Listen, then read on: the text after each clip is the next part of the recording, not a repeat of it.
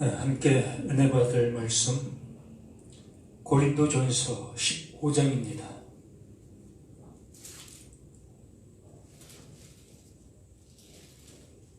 고린도전서 15장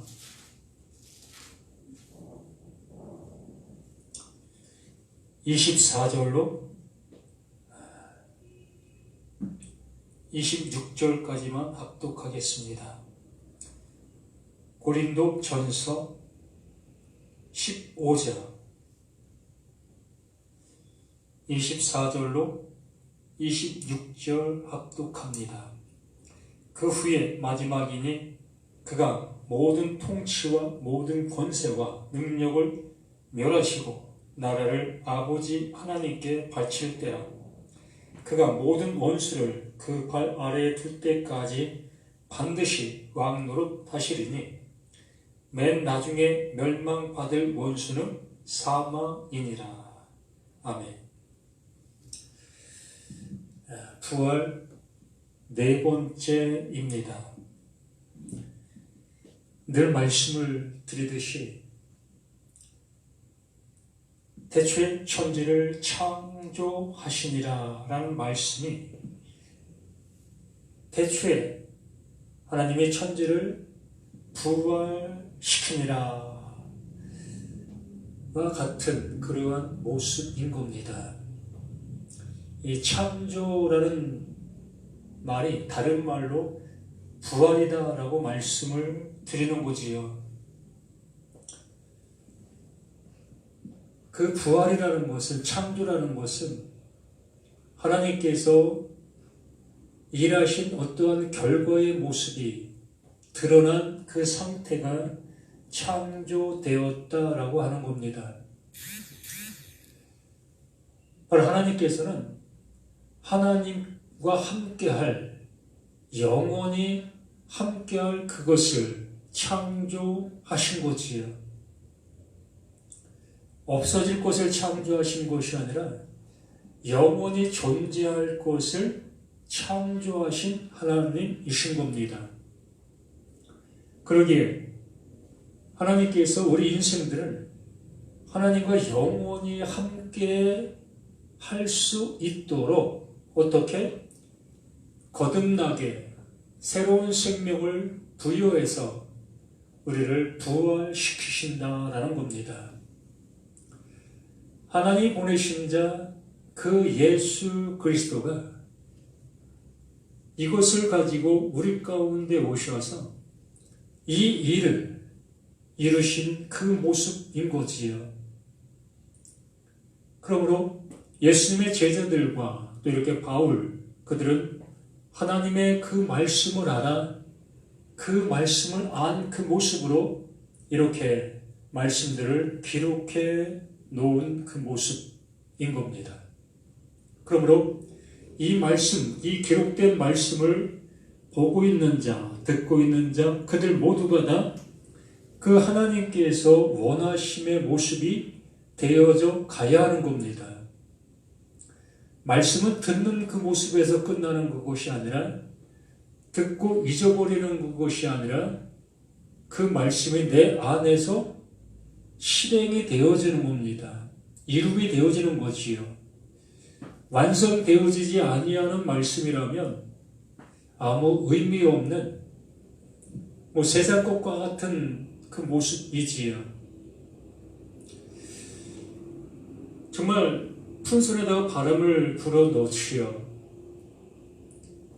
이 풍선은 그 바람의 힘을 어느 정도까지는 견디겠지만 그 풍선이 견딜 수 있는 곳이 지나면 풍선은 그냥 터질 수밖에 없습니다. 우리 인생들도 마찬가지지요. 우리 인생들은 이 세상적인 그 모든 모습 속에서 몸이 감당할 그 모습 안에서만 감당해 나갈 수 있는 겁니다. 그 몸이 감당할 것 밖으로 가면 우리 몸은 터져 산산조각이 날 수밖에 없습니다. 간혹 이 전쟁의 모습을 통해서 우리가 보고 있는 그 모습처럼 총알이라는 것이 내 몸을 간통하게 되어집니다. 내 몸은 그 총알을 견딜 수 있는 내 몸이 아니지요. 또한 포탄이 터지게 되어져도 마찬가지지요. 내 몸이 그 포탄의 그 위력을 견딜 수 있는 내 몸의 상태가 아닌 겁니다. 그러므로 그 포탄이 터지면 내 몸은 산산조각으로 찢겨 나갈 수밖에 없는 거예요. 이게 우리의 몸인 겁니다. 하나님께서 이러한 몸, 이렇게 찢겨 나갈 수밖에 없는, 또한 총알이 간통될 수밖에 없는 이 몸을 창조하신 것이라면 이것은 없어질 몸이라는 겁니다.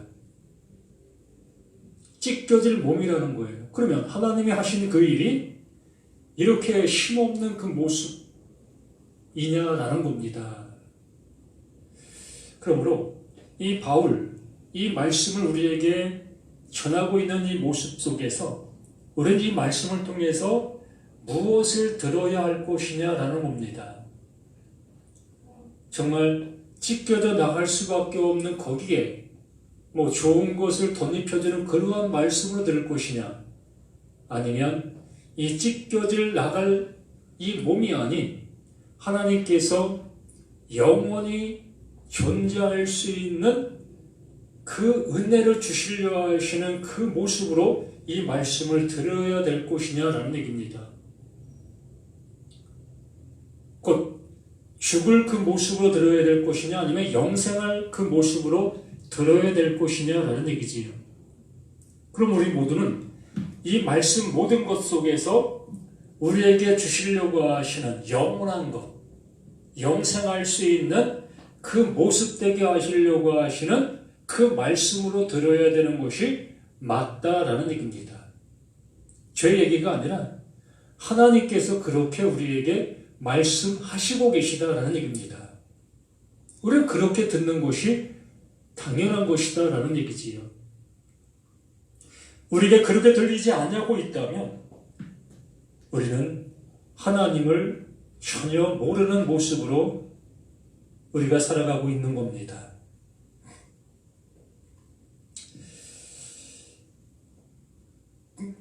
지난 토요일에 말씀을 우리가 나눈 모습 속에 사망이 한 사람을 말미암았으니 라고 했습니다. 그 사망, 그 한 사람, 죽은 자의 부활도 그 한 사람, 사망도 그 한 사람, 부활도 그 한 사람, 똑같은 그 한 사람으로 말미암아 나타난 모습인 겁니다. 그러면 우리 인생들은 그 사망의 모습이 무엇인지를 알지 못하고 사망을 당하고 있었습니다.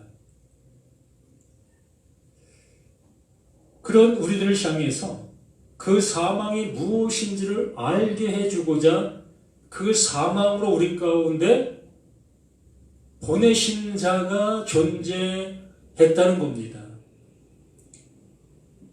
그 사망을 알게 해주시기 위하여 그 사망으로 우리 가운데 오셔야만 되는 그 일이 있다는 겁니다.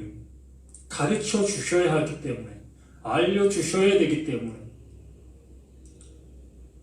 신됨의 모습 속에서는 우리에게 어떠한 방법을 통해서도 알려주실 수가 없습니다. 왜요? 그 신됨의 그 하나님은 영원히 존재하시는 그 하나님이시기 때문에, 죽지 아니하시는 그 하나님이시기 때문에,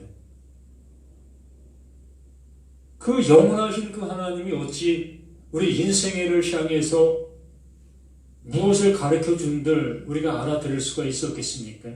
아니, 그 하나님은 모세오경을 통해서 계속해서 말씀해 주시고 계셨던 겁니다. 무엇을?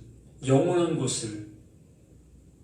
그 하나님 자신에 대한 것들을 말씀해 주시고 계셨던 겁니다. 그러나 우리 인생들은 그것을 영원하신 하나님의 말씀으로 듣고는 있었으나 그 안에 무엇을 말하고 있는지는 못 듣고 있었다는 거지요. 그러한 모습이었기 때문에 그 하나님께서 우리에게 그것을 알려주실 수 있는 그 모습으로 우리 가운데 오시는 겁니다.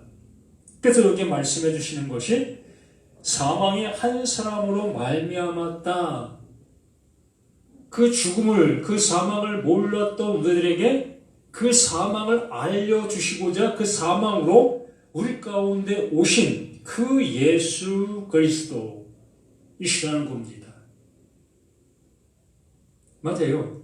이 첫사람 아담이 그 사망의 모습인 것 맞습니다. 사망의 한 사람, 그 아담으로 얘기해도 틀릴 것은 없습니다.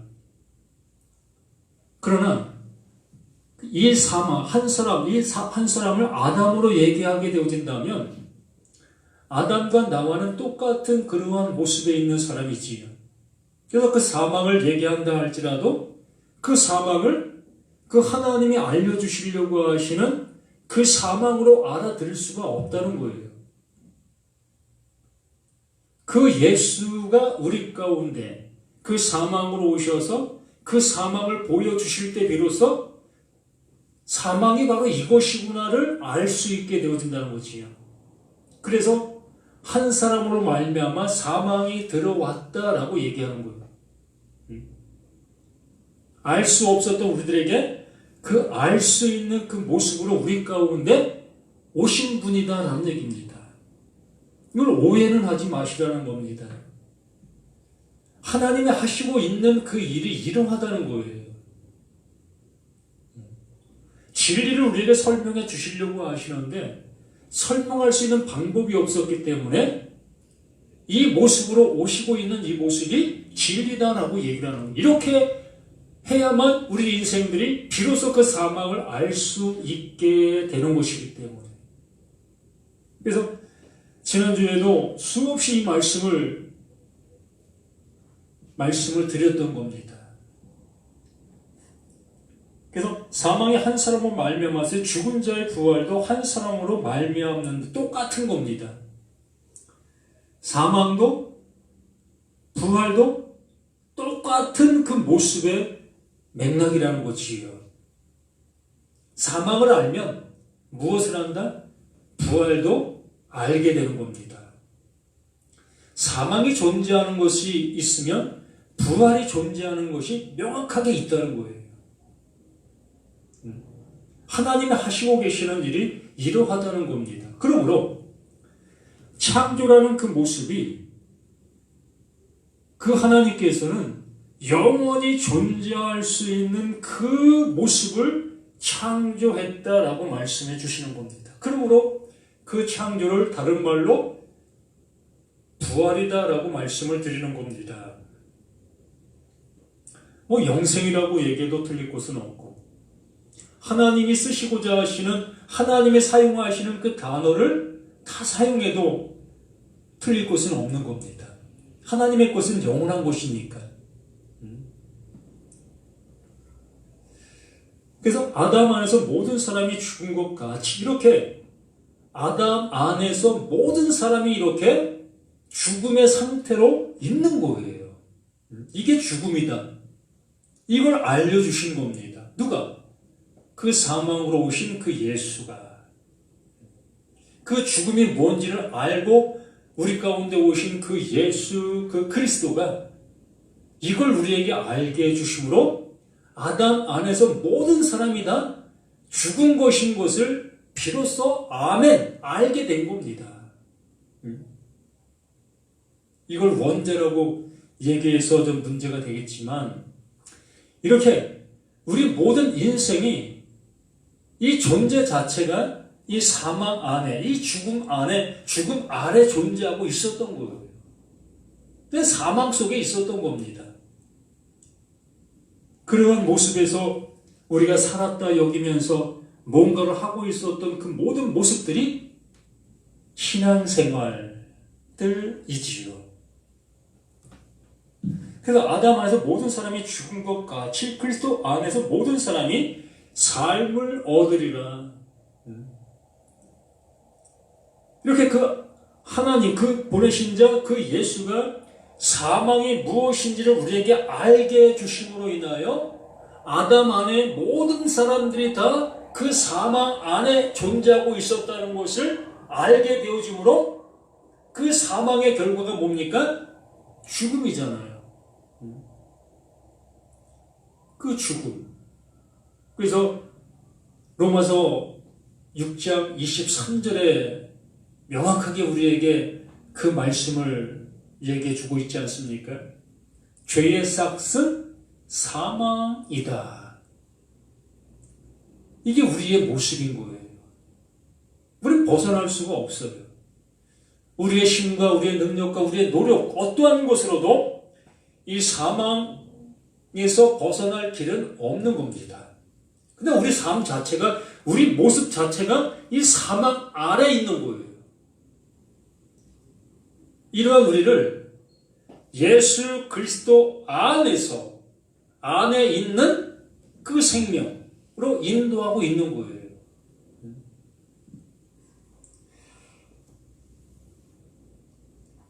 그리스도 안에서 모든 사람이 삶을 얻으리라.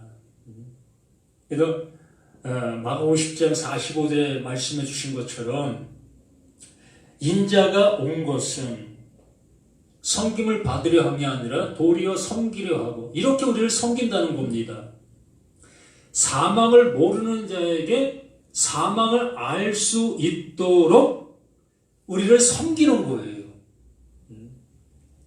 이걸 섬긴다라고 얘기하는 겁니다. 알지 못하는 자에게 아는 자가 알게 될 수 있도록, 알 수 있도록 알려주고 있는 것. 이게 섬긴다라고 얘기하는 겁니다. 그래서 섬김을 받으려 하면 아니라 도리어 섬기려 하고 많은 사람들의 대성물, 죄의 삭은 사망이요의 이 모습이 나라는 것을 알게 되어졌을 때 나는 그 사망으로 가는 거잖아요. 영원한 멸망으로 가는 거잖아요. 그러므로 이것을 내가 알게 되어졌을 때 그 하나님께서 그 예수 보내신 자, 그를 대성물로 우리에게 주시는 거예요. 어떤 자에게? 사망을 알게 되어진 자에게. 나라는 내가 죽은 자인 것을 알게 되어진 자에게 그 대신 그 사망을 당하게 되어지는 그 예수를 보내주신 겁니다. 그러므로 나 대신 그 예수가 그 십자가의 죽으심으로 인하여 내가 사망을 면케 되어지고 사망에서 어디로? 생명으로 옮긴 바 되어졌다라고 하는 겁니다. 이게 하나님의 구원이고 이게 하나님의 은혜인 거예요. 이거 외에 다른 어떠한 것도 없습니다. 우리의 노력, 우리의 수고, 우리의 많은 드림, 무엇으로 이것을 해낼 수가 있겠습니까? 죽은 자가 아무리 발버둥 친들 죽은 행동만 나오지 다른 것이 나올 수 있겠습니까? 정말 이 썩어있는 내가, 영원히 살 수 없는 내가 아무리 발버둥 치고 어떠한 일을 한다 할지라도 그것이 해 아래서 수고하는 그 모습, 그 이상이 될 수 없다는 거예요.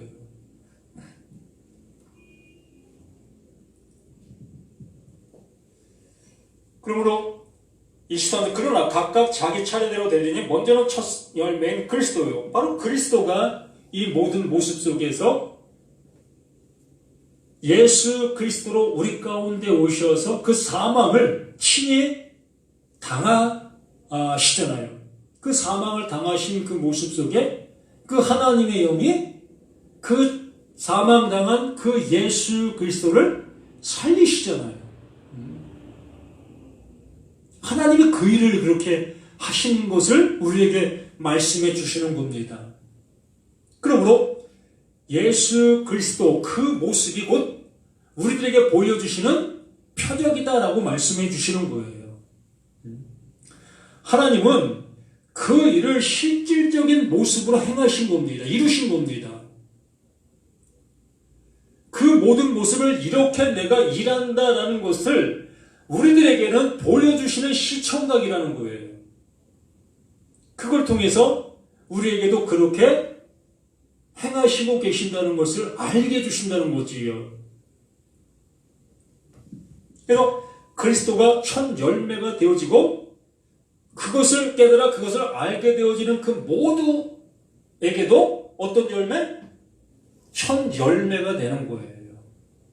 그리스도가 첫 열매면 그로 인해서 하나님 앞에 살림을 받는 그 모든 영혼들 또한 첫 열매가 되는 겁니다. 첫째, 둘째, 셋째, 넷째 이런 것은 없어요. 하나님은 그 그리스도로 살리시고 계시다는 거예요. 그 기름 부음 받은 자로 살려주신다는 겁니다. 하나님의 영원한 그 아들로 이끌어 주신다는 겁니다. 이게 첫 열매다라고 얘기하는 거지요. 우리 그 열매가 되는 겁니다.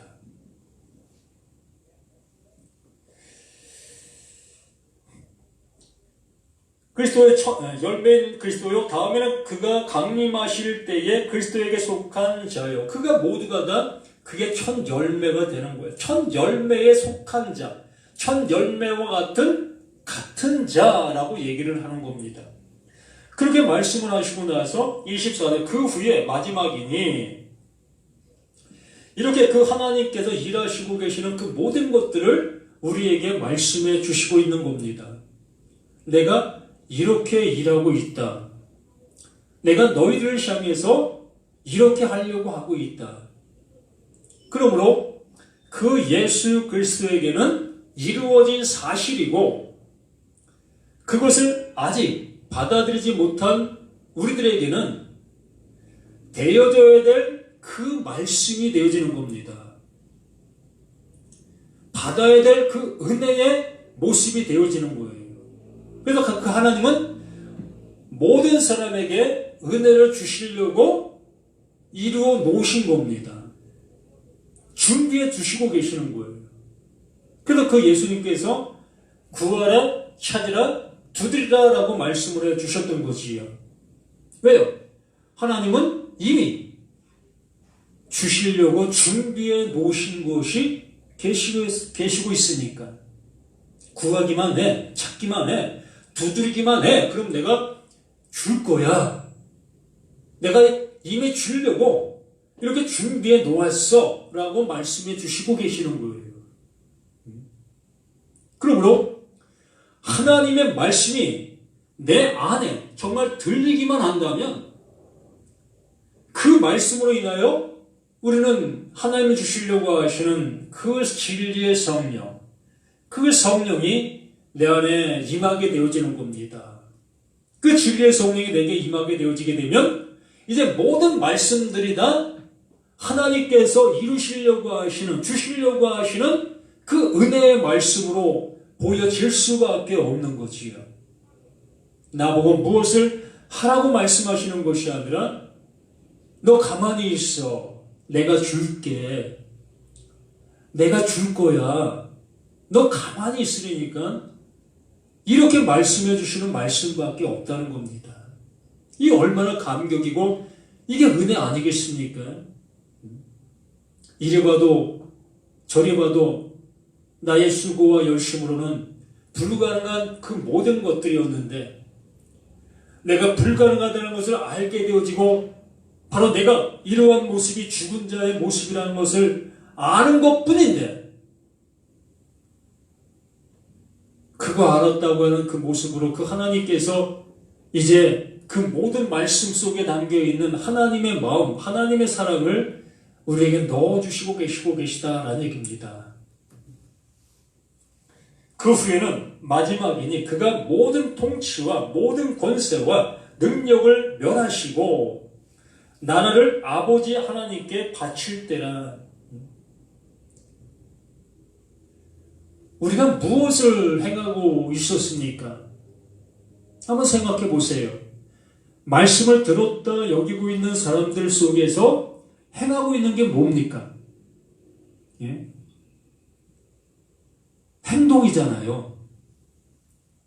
우리의 열심이잖아요. 뭔가를 그 하나님 앞에 드리려고 하는 우리의 충성심, 이러한 것들이 우리들에게 실질적인 모습으로 신앙의 모습 속에 있었지 않습니까? 교회가 왜 존재합니까? 그 존재하는 그 모든 것들이 다 우리의 열심의 모습으로 성을 쌓고 있었던 모습들 아니겠습니까? 아무것도 하지 않는 그러한 그 교회가 존립할 수 있겠습니까? 헌금을 하나도 하지 않는 그러한 교회가 있다면 그 교회가 존립할 수가 있겠습니까? 예를 들어 1000명 되는 10,000명 되는 그러한 큰 교회가 있을 때에 한 5개월만 10,000명 모두가 다 헌금을 하지 않는다 생각해 보십시오. 그럼 5개월 동안 헌금을 한 푼도 하지 아니할 경우 그 10,000명 되는 그 교회가 존립할 수 있겠습니까? 한 달에 지출되는 그 비용이 어마어마한데 들어오는 수입이 없는데 어떻게 존립할 수 있겠습니까? 존립할 수가 없는 거예요. 이렇게 하나님의 말씀이 내 안에 들어오게 되어지면 여기에 말씀하신 것처럼 그가 모든 통치와 모든 권세와 능력을 멸하신다. 뭘 멸하겠느냐는 거예요. 내 안에 있는 모든 것들을 멸하시는 거예요. 살았다 여기고 있는 그 모든 것을 멸하시는 겁니다. 뭔가에 열심을 부리고 있는 그 모든 행위를 멸하시는 겁니다. 왜요? 여기 분명히 24절 이전에 하나님께서 어떠한 일을 어떻게 행하신다는 것을 말씀해 주셨지 않습니까? 그러므로 그 말씀을 알아듣게 되어지면 이제 내 안에 내가 왕노릇했던 그 모든 모습들이 멸함을 받는 것이 당연한 것이 아니겠습니까?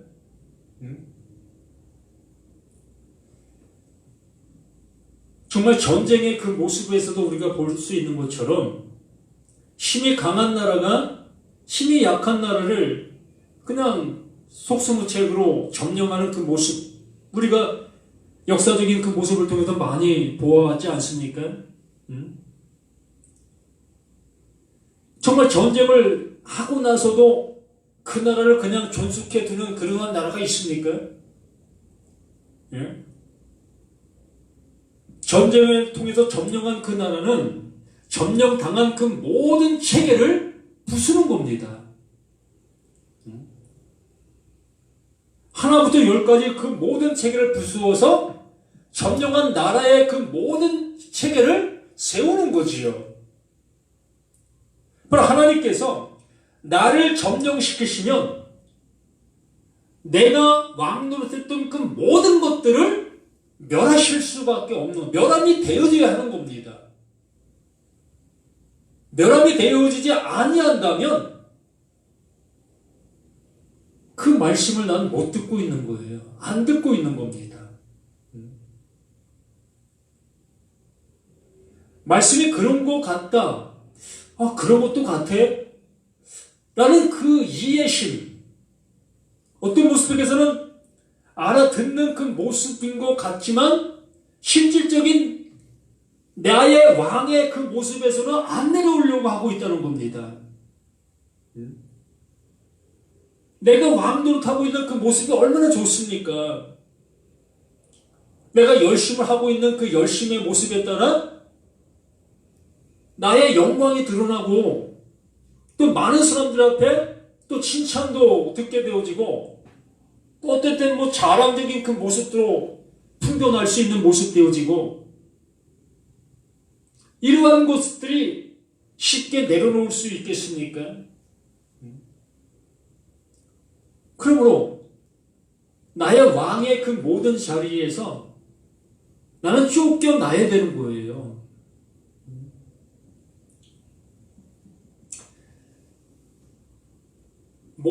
통치와 모든 권세와 능력을 멸하시고 나라를 아버지 하나님께 바칠 때라.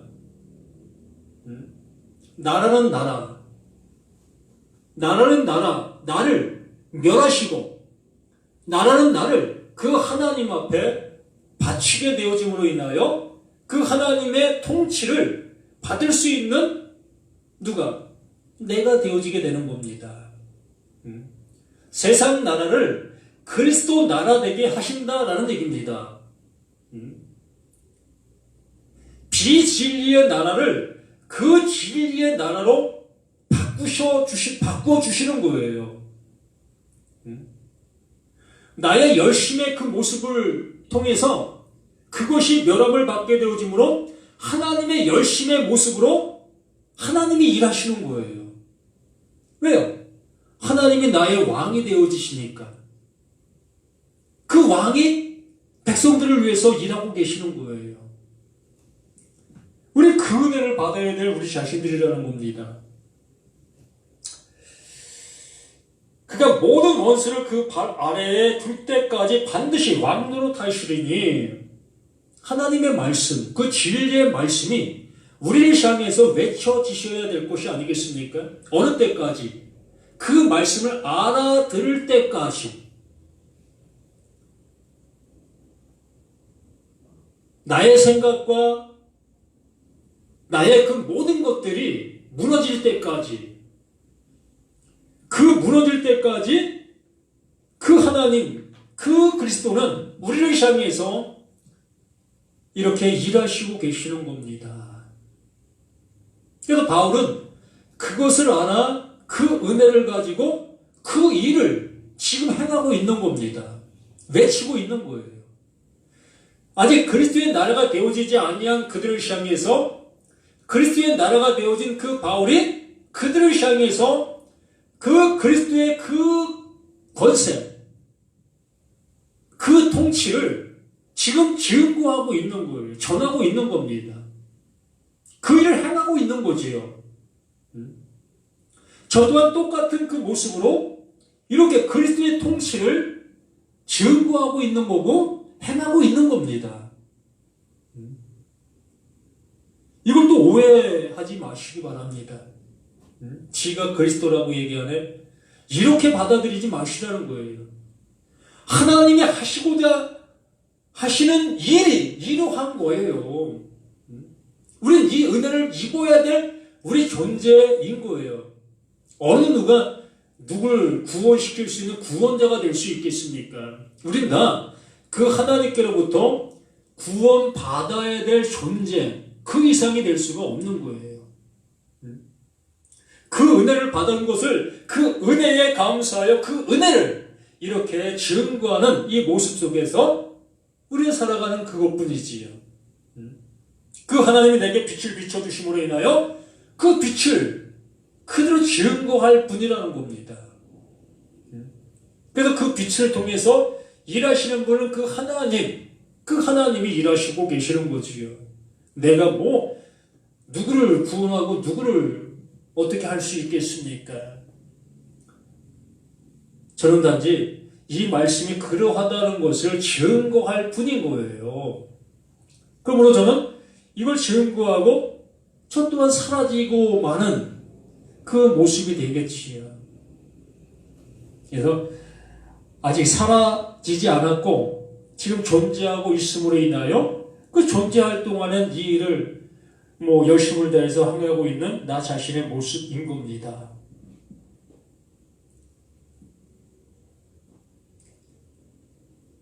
그래서 20절 맨 나중에 멸망받을 원수는 사망이니라. 이렇게 그 사망이 일을 하고 있었던 그 모습인 겁니다. 사망이 일을 하고 있었다고요. 더 리얼하게 말씀을 드리면 마귀가 일을 하고 있었다는 겁니다. 사단이 지금 일하고 있다는 거예요. 무슨 일? 그 사망에 관한 일. 그 사망을 알게 하는 그 일을 하고 있다는 겁니다. 그 일을 알게 한 그 모습 속에서 이제는 그 마지막이 그 사망의 멸함을 당하는 것이야. 그 사망이 계속해서 일을 하고 있는데도 불구하고 그 사망을 알아듣지 못하고 그 사망과 함께 있는 그 모습에 있는 그들은 결과적으로 멸함을 받을 수밖에 없는 거예요. 이게 사망인 겁니다. 이게 마지막에 멸함을 받을 그 모습이라는 거예요. 그 하나님은 계속해서 우리에게 기회를 주시고 있는 거예요. 지금이 은혜 받을 만한 때요. 지금이 구원의 날이다. 라고 계속해서 우리에게 이렇게 말씀을 통해서 이 사망을 통해서 또한 마귀를 통해서 이 사단을 통해서 우리에게 지금 일하고 계시고 있는 그 모습이라는 겁니다. 근데 우리는 이것을 엉뚱한 쪽으로 받아들이고 있는 그 모습 속에서 마귀, 사단 이것을 엉뚱한 모습으로 받아들인 모습의 생활을 하고 있지 않습니까?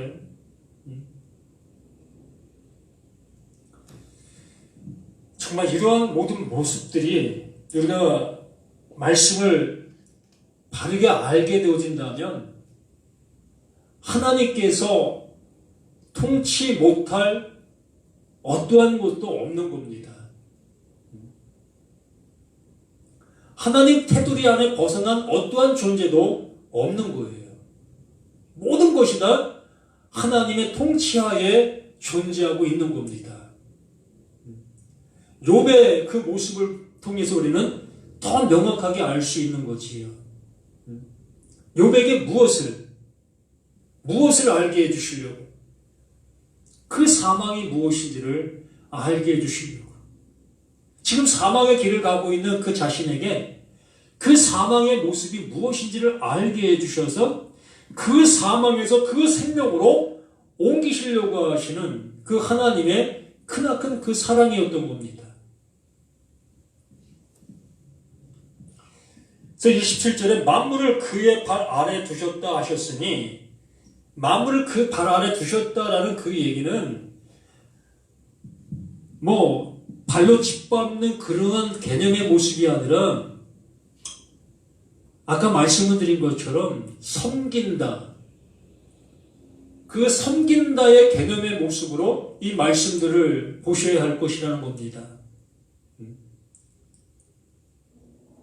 우리를 바른 길로 인도하시려고 하시는 그 하나님의 열심, 그 은혜적인 그 모습이 이렇게 표현되고 있는 모습인 겁니다. 만물을 그의 발 아래 두셨다 하셨으니 만물을 아래 둔다 말씀하실 때 만물을 그의 아래 두시니가 그 중에 들지 아니한 것이 분명하도다. 그 보냄을 받은 자, 그 사망을 가지고 온 자, 그 생명을 가지고 온 자, 그 예수 그리스도는 하나님께서 이루시려고 하시는 그 모습이 무엇인지를 안다는 겁니다. 나라는 나에게 하나님이 주셔야 될 것이 무엇인지를 알고 우리 가운데 오신 분이라는 거예요. 그래서 다른 성경에서는 그 예수가 죄로 왔다라고 얘기하고 또 다른 성경에서는 예수는 죄가 없다라고 얘기합니다. 죄로 왔다라고 하는 성경과 죄가 없다라는 그 모습 속에 완전 대치되는 그 모습 아니겠습니까? 그러나 대치되는 것이 아니라 맞는 말이에요. 바로 우리들에게는 그 하나님께서 그 예수를 죄로 보내신 거예요. 그 예수를. 그러나 예수 자신에게는 죄가 없는 겁니다. 하나님께서 보내시는 그 모습은 그 예수를 죄로 보내신 거고 예수 자신, 그분은 죄가 없으신 겁니다. 그 죄로 오신 것뿐이지요. 죄를 져서 죄로 오셨다는 것이 아니라 우리 일생들이 어떠한 존재인 것을 알게 하시기 위하여 그 죄, 우리가 가지고 있는 나라는 나의 그 정체성, 나의 모습이 무엇인지를 알게 해주시려고 나의 모습으로 오신 그 죄, 그러나 그 모습을 알고 오신 그 예수는 그 죄가 없으신 거예요. 참 이해하기 쉽지 않은 그러한 모습들이지요. 그러나 분명하게 이 말씀은 정확하게 맞습니다.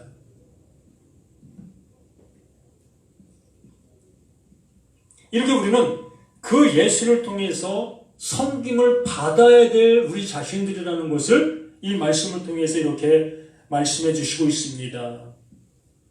그래서 28절에 만물을 그에게 복종하게 하실 때에는 아들 자신도 그때 만물을 자기에게 복종하게 하신 이에게 복종하게 되리니, 이게 뭡니까? 바로 십자가의 죽음을 말씀해 주시는 거지 않습니까? 하나님의 아들이시지만 죄가 없으신 분이지만 그 죄로 오셨기 때문에 그 죄의 결과가 어떠한 모습이라는 것을 알게 하시기 위하여 이렇게 복종하게 하신 이에게 복종하게 되리니 이는 하나님이 만유의 주로 만유 안에 계시를 하십니다.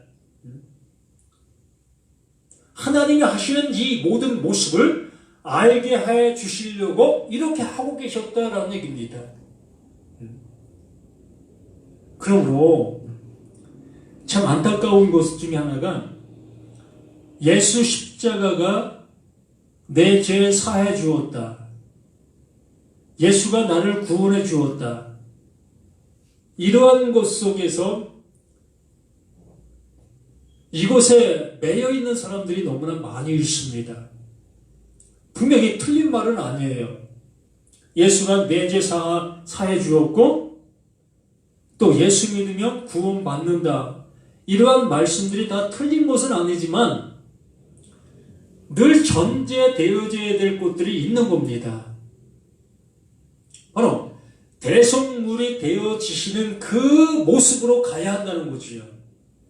나라는 존재가 그 은혜를 받아야만 될 존재인 것이 나에게 나타나야 될 그 모습이라는 거, 이게 먼저라는 거지요. 이것이 되어지지 아니한 상태에서 십자가 그것이 내 죄를 사해 주었다. 또 예수님이 나를 구원해 주었다. 무슨 죄, 어디에서 뭘 어떻게 해 주셨는지 전혀 우리는 내 생각 속에서 내가 아는 수준에서 이 모든 것들을 받아들이게 되어진다는 거지요. 그러니까 속수무책으로 우리는 넘어질 수밖에 없는 거예요.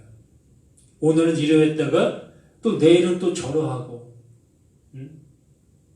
오늘은 이 교회 가서 이 말씀 들었을 때 이건 은혜 됐는데 또 저 교회 가서 저 말씀 들으니까 또 저 말씀은 또 뭐야? 라는 모습이 되어지고, 정말 하나님의 말씀이 내 안에서 그 진리의 성령을 통해서 분별이 되지 못하고 있기 때문에 그런 겁니다. 그 진리의 성령께서 우리에게 확실한 말씀으로 우리를 인도해 주시려고 그 진리의 성령이 우리에게 오셨는데 그 은혜를 받지 못하고 있다면 한 번 더 생각해 보아야 될 우리의 모습들이라는 겁니다. 그러므로 오늘 여기까지 말씀을 보겠습니다. 그래서 만물을 그에게 복종하게 하실 때에는 아들 자신도 그때의 만물을 자기에게 복종하게 하신 이에게 복종하게 되리니 이는 하나님이 만유의 주로서 만유의 모든 사람들의 구원자, 모두를 구원해 주시려고 하고 계신다. 선택적 구원, 선택적 유기, 이것은 없는 거예요.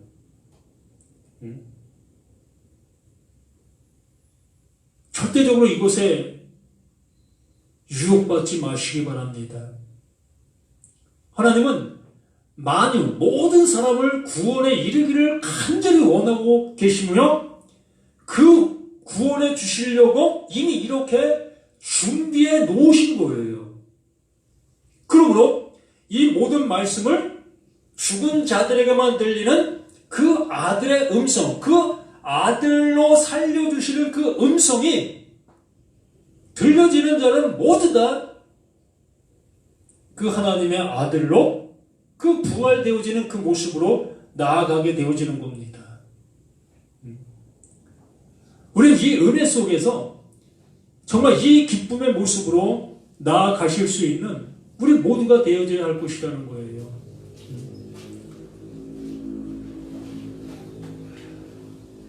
말씀을 마치려고 하는데 다시 시작해야 되겠네요.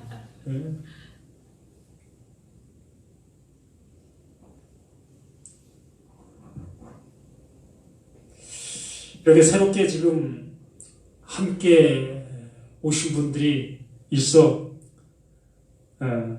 다시 한번 부연 설명을 드립니다. 이 부활이라는 것이 도대체 무엇일까라고 생각을 많이들 하지요.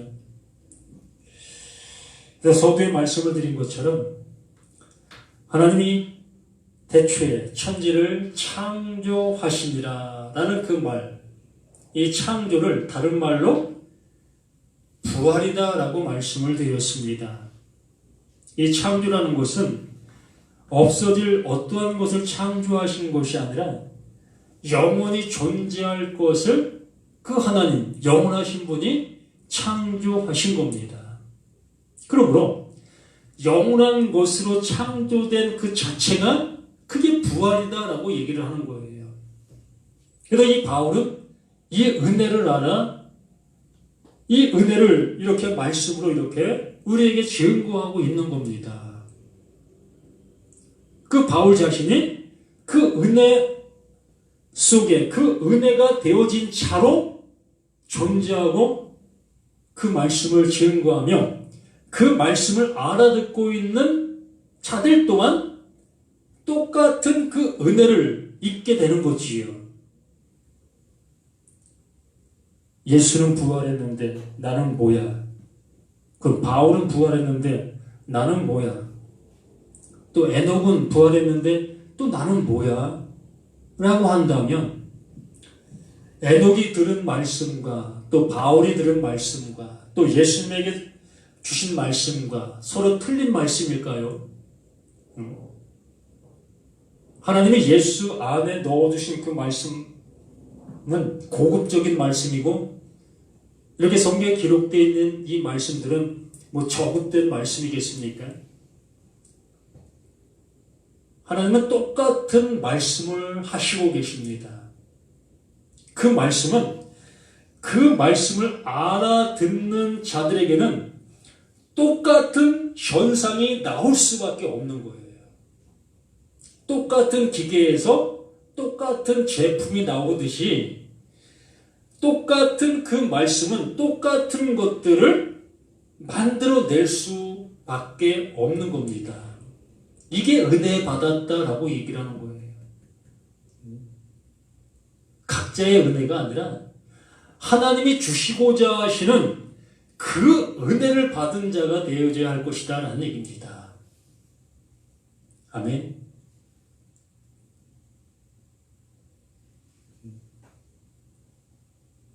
정말 그 은혜를 받았다면 우리는 더 이상 방황할 이유도 없고 쫓아다닐 이유도 없고 이제 그 은혜 받았으면 그 은혜 이제 주는 자의 삶을 살아가야 되지 않겠습니까? 그 예수님 말씀해 주신 것처럼 주라 그리하면 후히되어 누르고 넘치도록 너에게 안겨주리라. 뭘 줄 수 있겠습니까? 내 주머니에 있는 거? 내 마음에 있는 거? 그거 주면 좋아하지요. 그러나 오늘 100원 주면 내일은 200원 달라고 합니다. 이게 우리들의 모습이에요. 한번 해보시기 바랍니다. 구제 100원 받은 사람 계속 100원 주면 마음 서운해해요. 조금 올려주어야. 우리 직장 생활하는 사람들의 모습과 똑같은 거예요. 우리가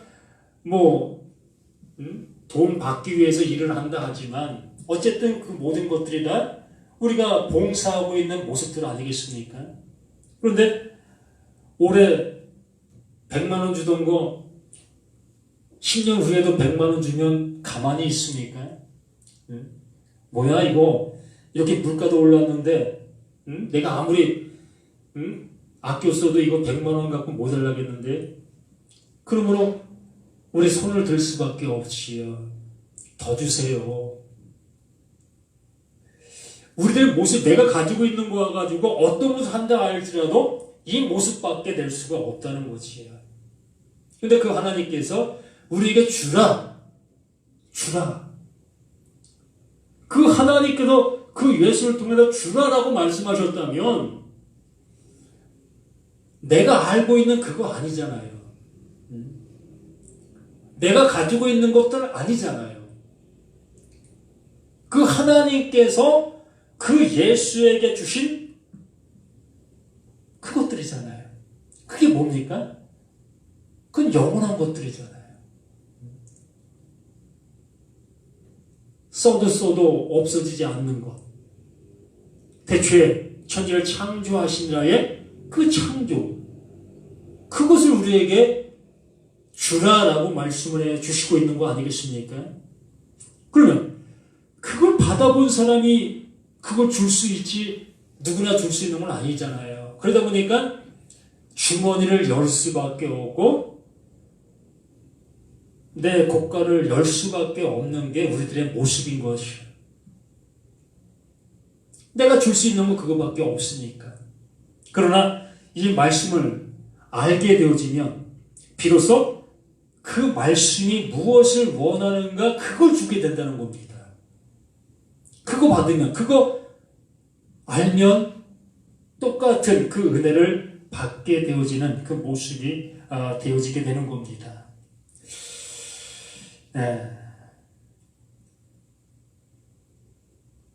29절 한 절만 더 보겠습니다. 고린도전서 15장 29절. 만일 죽은 자들이 도무지 살아나지 못하면 죽은 자들을 위하여 세례를 받는 자들이 무엇을 하겠느냐? 어째 그들을 위하여 세례를 받느냐? 이 세례라는 것, 이 밥티조라는 그러한 그 말을 쓰는데 우리가 알고 있는 물뿌림의 모습이 아니지요. 이 침례, 세례라는 얘기는 물 속에 그냥 수장시키는 거예요. 안 꺼내내는 거예요.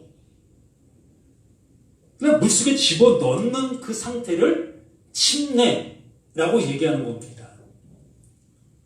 죽이는 거예요. 근데 교회에서 세례식 할 때 죽입니까? 또 침례식 할 때 죽여요? 안 죽이잖아요. 그냥 물 뿌리고 너 세례 받았어. 또 목욕탕 데리고 가서 담궜다 끓이고 너 침례 받았어. 너 이제 그리스도인이야. 너 이제 거듭난 자야. 너 하나님의 아들 됐어. 라고 얘기를 하고 있지 않습니까? 여기 그 얘기를 하고 있는 거예요. 만약 죽은 자들이 도무지 살아나지를 못하면 죽은 자들을 위하여 세례를 받는 자들이 무엇을 하겠느냐? 너 왜 세례를 받았어? 그 세례 뭔지 알고 너 받았어? 라고 얘기하는 거예요. 이스라엘 백성들이 애굽에 살다가 이제 출애굽을 하지요. 이 출애굽을 할 때에 홍해를 만나 진퇴양난의 모습이 되어집니다. 앞으로도 갈 수 없고 뒤로도 갈 수 없고 정말 진퇴양난의 모습 속에서 너희는 가만히 있어 라고 하면서 그 하나님께서 홍해길을 열어주시지요. 이스라엘 백성들은 그 바닷속을 길 걸듯이 정말 새로운 살길, 그게 새로운 살길이지요. 그 길을 걸어가고 있는 겁니다. 근데 거기가 어디예요? 물속이에요. 그게 물속인 겁니다. 그게 침례받았다라고 얘기를 하는 거예요. 그들은 거기서 다 죽은 거예요. 애굽의 그 모든 모습에 살던 그들은 그 홍해 거기에서 다 죽은 겁니다. 이걸 침례받았다라고 얘기하면서 그 예수님도 그 제자들도 그걸 연상하면서 이 침례에 대한 것들을 말씀해 주시고 있었던 겁니다. 그럼 우리 자신들 또한 침례받았다라는 얘기는 나로는 내가 어떻게 됐다? 죽은 자다, 죽었다라는 모습이 돼 있었어야 될 것이 아니었느냐는 거예요. 근데 죽어보지도 않은 자가 뭔 침례받았고 뭔 부활을 얘기할 수 있겠느냐라는 얘기입니다. 예? 죽지도 않은 자가 어찌 부활을 얘기할 수 있느냐는 거예요. 틀립니까? 죽지도 않은 자가 부활 얘기한들 그게 부활입니까? 예? 이 바울은 너무나 답답하고 너무나 정말 그 말씀이 오도된 그 모습들을 너무나 이렇게 말하고 있는 겁니다. 만약 죽은 자들 도무지 다시 살아나지를 못하면 죽은 자들을 위하여 세례를 받는 자들은 무엇을 하겠냐? 어찌하여 그들을 위하여 세례를 받느냐? 너희가 정말 세례를 받았다면, 정말 죽음의 모습을 알고 있다면, 그 은혜를 받았다면 네가 지금 부활된 거야 라고 얘기하는 거잖아요. 정말 그렇습니까? 내가 정말 죽은 자인 것이 발견되어지면 지금 내가 살아있는 나의 모습을 보고 있다면 죽음에서 생명으로 옮긴 바 된 그 상태가 아니냐는 거예요. 그걸 모르고 있다면 넌 부활도 아니고 넌 죽은 자도 아니다라는 얘기입니다. 아니, 더 리얼하게 말을 드린다면 넌 하나님을 전혀 모르는 자다라고 얘기를 하는 거예요. 하나님은 그걸 말씀해 주시고 그걸 이루시려고 하고 계시는데 그걸 모르고 있다면 하나님을 모르고 있는 것이요. 지금 뭘 듣고 있느냐는 겁니다. 지금 여기에 이 짤막한 한 말씀을 우리가 듣고 있으면서도 내가 지금 뭘 듣고 있는 걸까? 모르고 있다는 겁니다. 바울은 죽은 자들에게 들리는 그 말을 하고 있는 거예요. 죽은 자들에게 들리는 말. 요한복음 5장 25절에 말씀하신 것처럼 진실로 진실로 너희에게 이른다.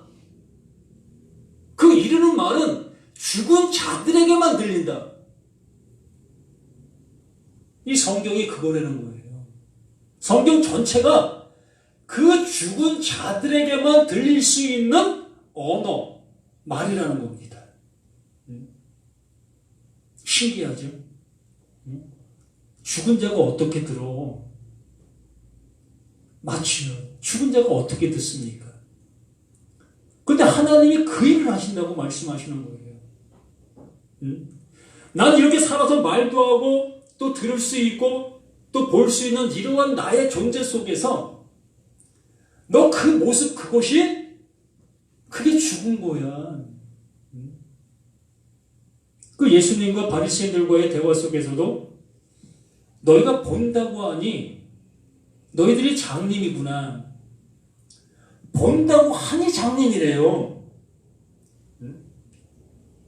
또 못 보는 그를 향해서는 너 못 보고 있었어? 너 못 보고 있으니까 내가 너 보게 해줄게 라고 얘기합니다. 참 뭐가 맞는 얘기고 뭐가 틀리는 말입니까? 보고 있는데 못 보고 있는 자라고 얘기하는 게 틀린 거 아닙니까? 또 못 보고 있는 자에게 볼 수 있게 한다? 원래 못 보고 있는 자는 어떻게 볼 수 있게 해요? 정말 한 번도 이 꽃을 못 본 사람에게 내가 이걸 리얼하게 100% 설명을 한들 이 꽃을 알 수 있겠습니까? 네? 모르는 거잖아요. 정말 그의 눈을 열어 이 꽃의 형체를 봐야만 비로소 이 꽃이 이렇게 생겼답니다. 바로 꽃이 이러한 모습이야. 라는 것을, 꽃이 이것이었구나를 이제 직시할 수 있는 모습이 되어지는 것처럼, 바로 그 하나님께서 죽은 자들에게만 그 아들의 음성이 들려지게 하시는 그 모습은 바로 우리 자신들이 이러한 상태, 보고 있다, 듣고 있다, 말할 수 있다, 이러한 상태, 이 모습이 곧 죽은 자의 모습이다라고 말씀해 주시는 겁니다. 이렇게 살아있다, 볼 수 있다, 들을 수 있다라는 그러한 모습에서 말씀을 들으면 무엇으로 듣습니까? 볼 수 있는 것으로 듣고, 들을 수 있는 것으로 듣고, 말할 수 있는 것으로 말하게 되어지게 돼 있다는 거예요. 그래서 보이지 않는 말씀을 내가 들었다 여기면 그 말씀을 나의 행동으로 옮기려 하는 나의 모습으로 남아있을 수밖에 없다는 겁니다. 이게 죽은 자라는 거예요.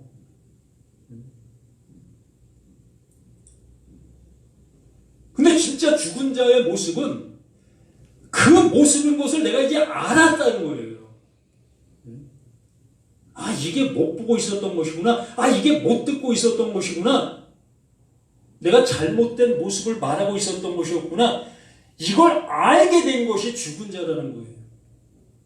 그러므로 그러한 상태에 있는 그에게 침례를 얘기했을 때, 침례, 바로 이러한 내가 이 모습이 죽은 자의 모습이고 이게 죽음이구나. 그러므로 이 죽은 자에게 그 생명을 넣어주시는 그 부활, 그것이 부활이구나라는 것을 알게 되어진다는 얘기입니다.